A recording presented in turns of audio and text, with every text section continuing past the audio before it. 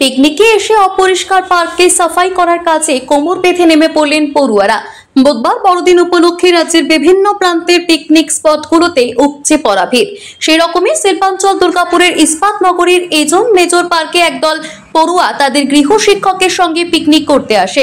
পার্কে এসে পড়ুয়াদের নজরে আসে তারা চড়ুই ভাতি করবে, সেখানে আবর্জনায় ভর্তি।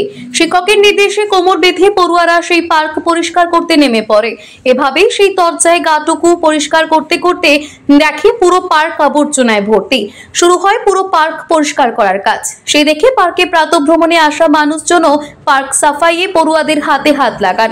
পড়ুয়াদের এই ভূমিকা সচেতনতার অনন্য নজির বলেই মনে করছে শহর দুর্গাপুরের মানুষ। উদ্যোগকে সাধুবাদ জানিয়েছেন পার্কে আসা প্রাতঃভ্রমণকারীরা।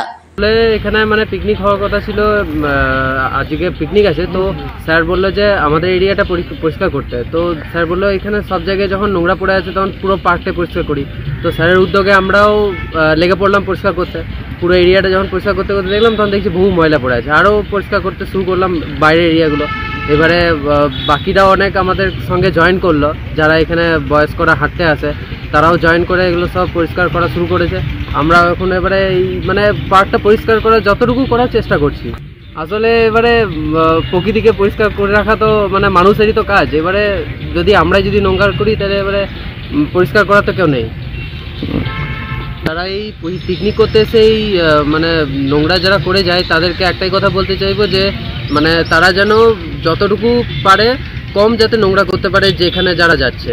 এবার দেখে পরে এত খারাপ লাগছে, চারিদিকে নোংরা, কিন্তু পার্ক তো এই জিনিস নয়।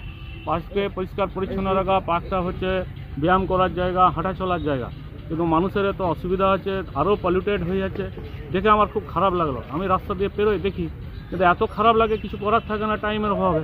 কিন্তু আজকে একটু পিকনিক হওয়ার জন্য সুযোগ পাওয়ার জন্য আমি ছেলেগুলোকে নিয়ে দেখছি যতটা আমার তরফ থেকে করা যায় আমি করার চেষ্টা করছি। যা বলবো, ওরা যা করছেন মানে খুব খুব ভালো কাজ করছেন, সমাজের জন্য হোক, পার্কে যারা হাঁটে তাদের জন্য হোক, মানে এত ভালো কাজ করছেন যে ওকে সাধুবাদ জানাবেন আমাদের ক্ষমতা নেই। এত সুন্দর কাজ করছে ছেলেরা এবং স্যার মাস্টারমশাই।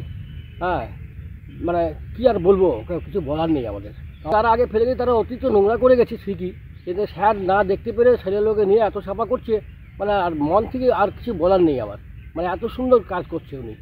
দুর্গাপুর থেকে সনাতন গড়াইয়ের রিপোর্ট, টিভি নিউজ 10। সুলভের সঠিক চিকিৎসার একমাত্র প্রতিষ্ঠান বিবেকানন্দ হসপিটাল। 24 ঘন্টা emergency service, blood bank, trauma care. আপনাদের সেবায় আমরা তৎপর। গুণমান ও পরিষেবায় দুর্গাপুর বিধাননগরের ডক্টর জাকির হোসেন এভিনিউর বিবেকানন্দ হসপিটাল শিল্পাঞ্চলের মানুষের মন জয় করেছে।